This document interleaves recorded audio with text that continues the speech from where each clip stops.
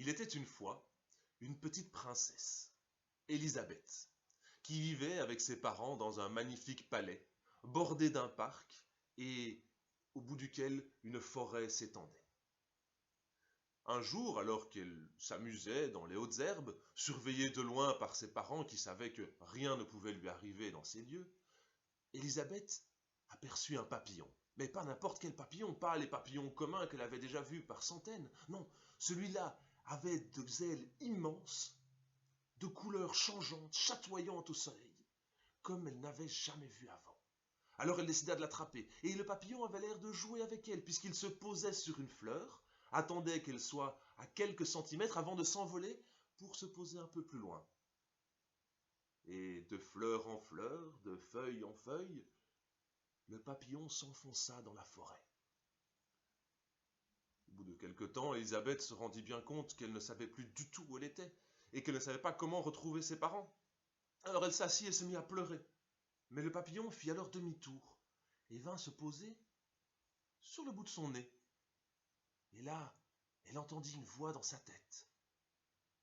« Ne pleure pas, tu n'as plus rien à craindre. Je suis là pour te protéger. Suis-moi. » Élisabeth suivit donc le papillon pour arriver jusqu'à un arbre, au plus profond de la forêt, un arbre gigantesque, dont les branches dépassaient le ciel et les feuilles recouvraient le soleil. Malgré ça, il émanait de cet arbre une luminosité qui était due à des centaines, des milliers de petits papillons, aux ailes également chatoyantes, qui virevoltaient entre les branches. Et quand le papillon que Élisabeth suivait se posa juste devant lui, le papillon se transforma en fée. C'était Xenandra, la reine des fées, et tous les autres papillons étaient son peuple. Élisabeth n'avait jamais rien vu d'aussi beau. Xenandra ne pouvait pas avoir d'enfant, comme toutes les autres fées, bien sûr, car, étant là de toute éternité, si elle pouvait se reproduire, la terre serait vite submergée par des fées. La nature étant bien faite, elle restait donc seule. Mais Xenandra était dévorée par le besoin d'avoir un enfant. Alors, quand elle avait vu Élisabeth qui jouait toute seule, elle s'était dit « Pourquoi pas celle-là ?» Et au début, toutes les fées étaient ravies de pouvoir pomponner, jouer, chanter, danser avec Élisabeth. Mais petit à petit, des problèmes survinrent. Eh oui, Élisabeth, comme tous les enfants, grandissait. Et donc, les meubles des fées ne lui convenaient plus. Alors elle posait des questions. « Maman, pourquoi mon lit est trop petit? Mes pieds dépassent. Ce sont les lits qui sont comme ça. Il faut que tu t'habitues. Maman, j'ai encore cassé une chaise en m'asseyant dessus. Eh bien, il faut que tu t'arrêtes de grandir, c'est tout. Fais un effort, s'il te plaît. » Mais les autres fées trouvaient la situation problématique aussi, car les meubles ne se fabriquaient pas tout seuls. Les portes que Élisabeth arrachait en essayant de les ouvrir devaient être reconstruites. Et la nourriture commençait à manquer, car, à force de manger comme un enfant qui grandit, eh bien, les réserves pour l'hiver commençaient à être entamées. De leur côté, les parents d'Élisabeth étaient déchirés de douleur. Ils avaient cherché leur fille partout, depuis les combles jusqu'aux oubliettes, dans le parc, partout, les villages aux alentours. Mais rien n'y faisait. Personne n'avait entendu parler de la princesse. Alors, le roi prit une grave décision. Puisque nous avons cherché partout, c'est qu'elle doit être dans la forêt.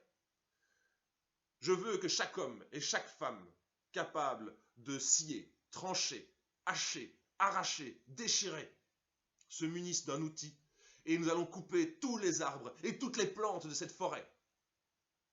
Quand il n'y aura plus rien, forcément, si Élisabeth y est, nous allons la retrouver.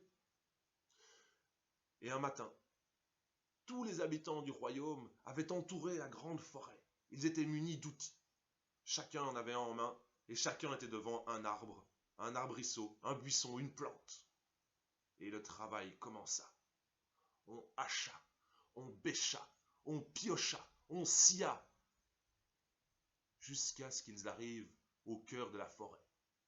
Il ne restait plus que des souches aux alentours, et se dressait au milieu l'arbre des fées. Il était silencieux. Nul papillon de couleur ne voltait parmi les branchages. En effet, les fées, alertées par le bruit, se terraient dans leur maison, tremblant de peur. Alors que les bûcherons se préparaient à donner le premier coup, le roi les arrêta. Stop! Non, cet arbre est trop beau que pour que nous l'abattions. J'ai fait une erreur. Je vous ai tous demandé de détruire cette forêt pour réparer cette erreur. C'est injuste. Laissez là vos outils et rentrez chez vous. La reine et moi-même devons faire le deuil de notre fille disparue. Quand Xandra entendit ces mots, elle prit la petite Élisabeth par la main, et toutes deux, elles sortirent. Et la reine des fées se jeta aux pieds du roi des hommes. « Votre Majesté, pardonnez-moi, c'est moi qui ai enlevé votre fille, mais j'avais tellement envie d'avoir un bébé à moi, un bébé à aimer, à chérir. Je n'ai pas pensé aux conséquences. Alors, s'il vous plaît, épargnez mon peuple, il n'y est pour rien. » Et le roi regarda la reine des fées et s'inclina à son tour. « Votre Majesté, vous avez fait une erreur, j'en ai fait une autre. Nous sommes donc quittes. Sachez que je ne vous en veux pas, d'autant plus que je vois que ma fille a été bien traitée. Je vais donc édicter 2 lois. Premièrement, pour chaque arbre que nous avons abattu aujourd'hui, 2 seront plantés. Ainsi, vous récupérerez votre royaume bien vite. Là, la seconde loi est que chaque enfant se verra attribuer une amie spéciale parmi le peuple des fées. Et elle l'accompagnera et le guidera jusqu'à ce qu'il soit grand. Et c'est pour ça qu'aujourd'hui, plus aucun enfant n'est enlevé par une fée, et que seuls les enfants savent les voir.